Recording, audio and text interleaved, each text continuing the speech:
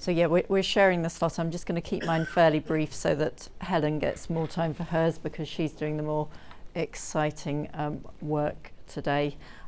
So yeah, I'm just going to introduce you to the genomics data program in the National Disease Registration Service, and then Helen and Cassie have been using our data and working with us, so I'll pass over to them. So I'll keep mine brief. So this is us, NDRS, and we've got two arms to us. We've got the National Cancer Registry, and then we've got registration of congenital anomalies and rare diseases. And I was going to say that Lynch syndrome kind of spans both groups, but from what Ian says, I don't think we can call Lynch a rare disease anymore. But anyway, it's all relevant to what we do. We do have a legal gateway which enables us to collect patient identifiable information without specific consent, and this is super important because we need this in order to generate an unbiased national picture. So for any of you who've had cancer, we will have your data.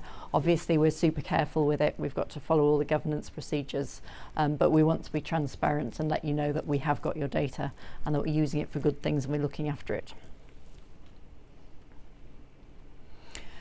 So what data do we actually have in the National Cancer Registry?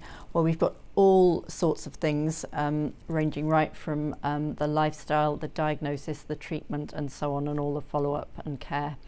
So for us in the genetics and genomics team, we're interested in three particular areas.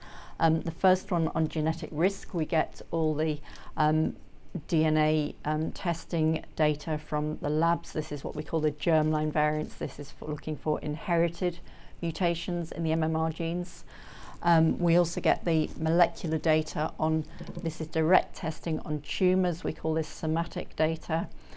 So this is MMR testing on tumours and so on.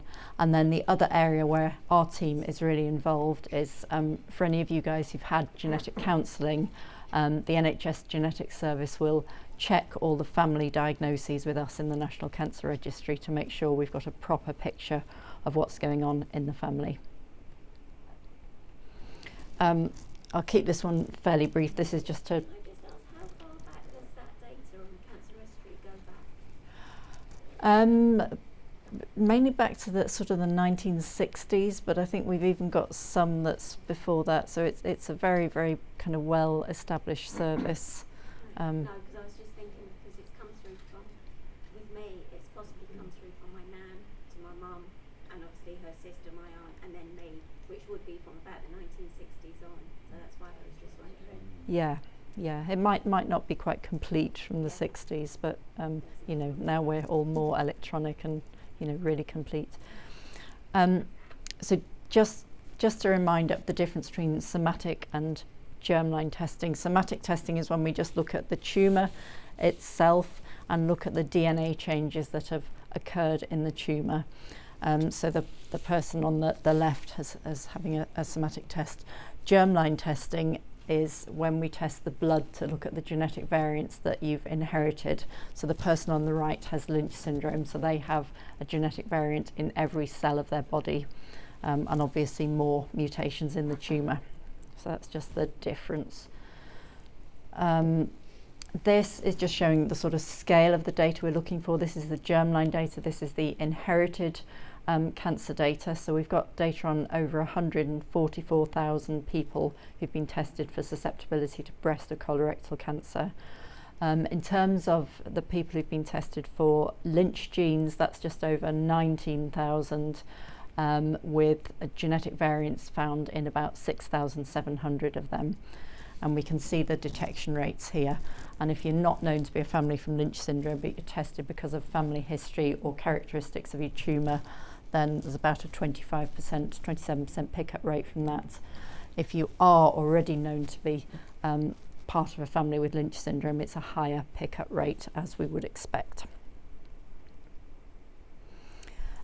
This is data I showed last year. This is colorectal cancers diagnosed in 2019, and who's getting MMR testing on their tumour. Everybody should be, and you can see this in some areas of the country. Most people are tested. In other areas, including the one where I was brought up, it's really bad. So we have highlighted this at a national level. It's an unacceptable level of variation. But hot off the press, produced by one of the analysts yesterday, the proportion of colorectal cancers given MMR testing has gone up in 2020 compared to 2019, which was a bit of a surprise to us, to be honest, because we thought it might go down because of the pandemic. So things are moving slowly in the right direction. This graph shows a testing pathway. So day 0 on the left is the point of cancer diagnosis. Again, this is colorectal cancers diagnosed in 2019.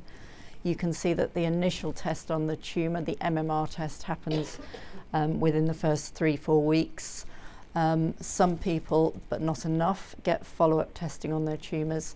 And then the really unacceptable delay is in enacting the germline test, and actually the median, which is the red triangle, that's pretty much bang on a year, and this is not acceptable really for you guys to be sitting there for a year thinking, am I at risk of further cancers? Are other people in my family at risk?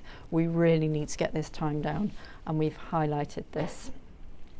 So our data are supporting the project that Kevin was talking about. We're doing a lot of the monitoring for that. John will talk about this later. You won't, okay, but okay. Well, CAP2 clinical trial showing how brilliant aspirin is. It was our data in the National Cancer Registry that was used for that follow-up, but I'm not going to go into that now in the interest of time. And then I think this afternoon, is Neil going to talk to us this afternoon about sebaceous carcinoma? Yeah. So that was using NDRS data again. And I think at this point I'm going to hand over to Helen and Cassie, who've been using our data to do their own brilliant pieces of research. And there's a link there to a government leaflet about the new bowel cancer screening programme. So hopefully that's given you a brief flavour of some of the good things we do with the data within NDRS. And over to you, Helen.